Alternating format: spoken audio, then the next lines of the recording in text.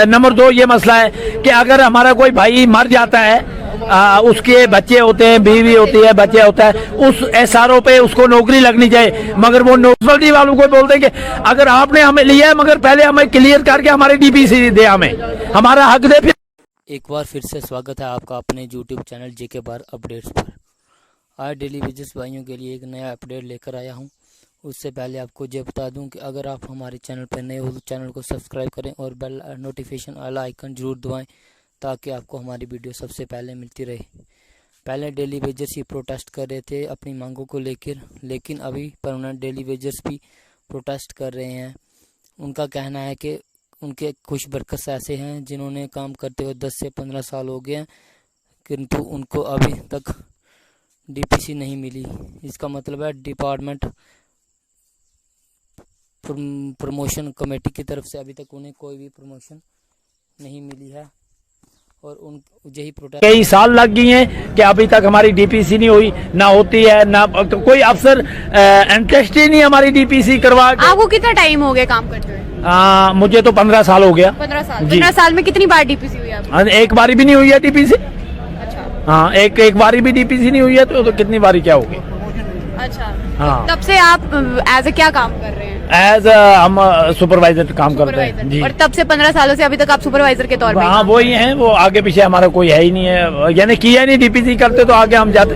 कोई प्रमोशन नहीं हुई हमारी। प्रमोशन जब होती नहीं है यहाँ, अगर हमारे किसी महकमे में कोई लगता है, किसी भी और महकमे में लगा लो, वो लगता है अगर चपरासी से वो चीफ इंजीनियर जाता है पेंशन, वो तो आईजी डीआईजी हो जाते हैं हवालदार से। मगर ये बदकिस्मती है हमारे जो जल मोहम्मद पानी है पीएचई का, ये हमारे डीपीसी ना होती है या हमें कोई भी हक मिला है वो आज तक लड़के मिला है। जम्मू वालों को हमें किसी ने आसानी से हक नहीं दिया है।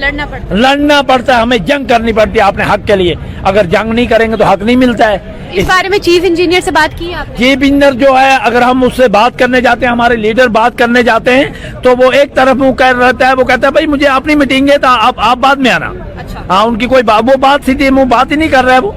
अच्छा। क्योंकि हम सीधे साधे डोगरे लोग हैं, वो जानता है ये क्या कर लेंगे। हम कुछ नहीं कहते हैं, हम सिर्फ कहते हैं हमारा हक दे दो सर। हमें नहीं चाहिए बेफजूली, हमें नहीं चाहिए 2 नंबर का कोई प्रमोशन। हमें अपनी प्रमोशन दे दो जो हमारी बनती है।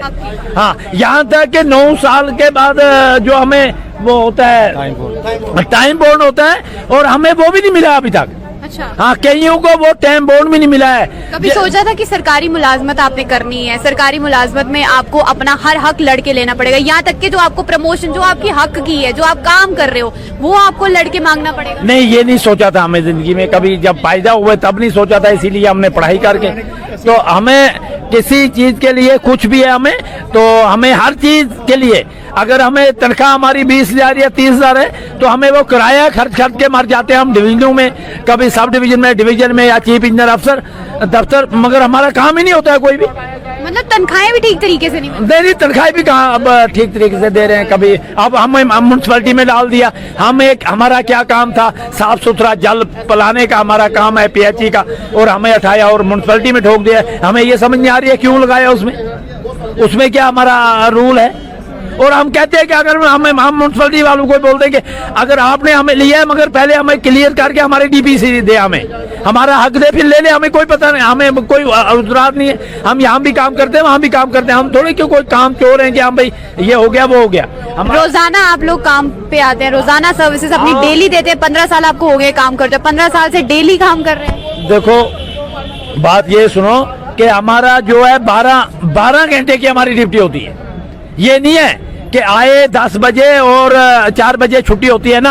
हाँ, ये पीएचई ऐसी बिजली और पानी हेल्थ, तो प्लीज ऐसा महकमा है, कभी भी फाल्ट पड़ सकता है। और यहाँ हमारी जो मोटरें हैं वो जमीन से पानी निकालती हैं, और जो हमें पानी वो देना मोटरों से देना पड़ता है, तो फिल्टर पिलाने वहाँ हमें घर जाने की भी कभी हम 2-2 दिन भूखा भी रह जाते हैं। तनख्वाहें भी ठीक से नहीं मिल रही, प्रमोशनें भी आपकी नहीं हो रही हैं। मुझे बताएं फिर आपका जो घर का खर्चा है, घर बार है आपका, अपने परिवार वालों का, कैसे फिर खर्चा निकालते हैं? देखो ना, आप खर्चा हमारा ठीक है जो निकलता है वो। और नंबर 2 ये मसला है कि अगर हमारा कोई भाई मर जाता है, उसके बच्चे होते हैं, बीवी होती है, बच्चे होता है, उस SRO पे उसको नौकरी लगनी चाहिए, मगर वो नौकरी लगती नहीं उसको। उसके बच्चे पिया करते हैं, रास्तों में बेचारे भड़कते रहते हैं, दफ्तरों में भड़कते रहते हैं, उनकी फाइल नहीं बनाते हैं, उनको देखते नहीं, कहते भाई इसका SRO है ही नहीं है, इसका हक ही नहीं है। तो आप ही बताए बच्चे कि हम कहाँ तक क्या करें। हमें तो यहाँ आ गई है कि खुदकशी तक डिपार्टमेंट को आ गई है करने की तैयारी हो चुकी है। आप क्या कहना चाहेंगे? कुछ तो मैं यही चाहता हूँ कि आपके माध्यम से कि आप मीडिया के थ्रू हमारे चीफ इंजीनियर को भी बताएं कि ये गरीबों, मतलब आपको डीपीसी के लिए भी धरने देने पड़ रहे हैं। क्या लगता है आपको कि कितना समय आप इन डीपीसी के धरने के देते देते आपको लग जाएंगे? हम तो हमारी उम्र ही ऐसे, मेरे बच्चे निकल जाएगी को जो है, जो हमें आ रहा है, जो समय आ रहा है।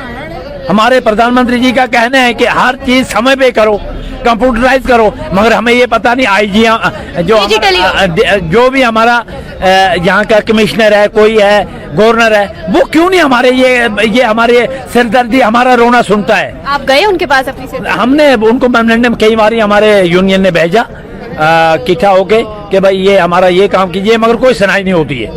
मगर ये सुनाई इसलिए नहीं होती है कि हम जम्मू के मीठे मीठे प्यारे डोगरे हैं, क्योंकि हम पत्थर मारना नहीं जानते हैं, हम लड़ाई झगड़ा नहीं करना चाहते। हम आराम से हाथ जोड़ के ऊपर वाले के नाम हम मांगते हैं कि हमारा हक दीजिए, हमें मत लाइए। हम अगर रोएंगे, पानी के आंसू आएंगे, आपके आंसू जो आएंगे वो खून के आएंगे। क्या लगता है आपको कि जम्मू कश्मीर में अब वो ऐसा दौर आ चुका है कि अपनी नौकरियों के लिए, चाहे युवा हो, चाहे बड़ा हो, बुजुर्ग हो, हर किसी को अपनी हक के लिए लड़ाई करनी पड़ती, पहले धरना देना पड़ता है, उसके बाद जाकर उसकी जो हक है, जो उसकी डिमांड है, वो पूरी होती है। तो क्या कहना चाहेंगे? मैम आदाब।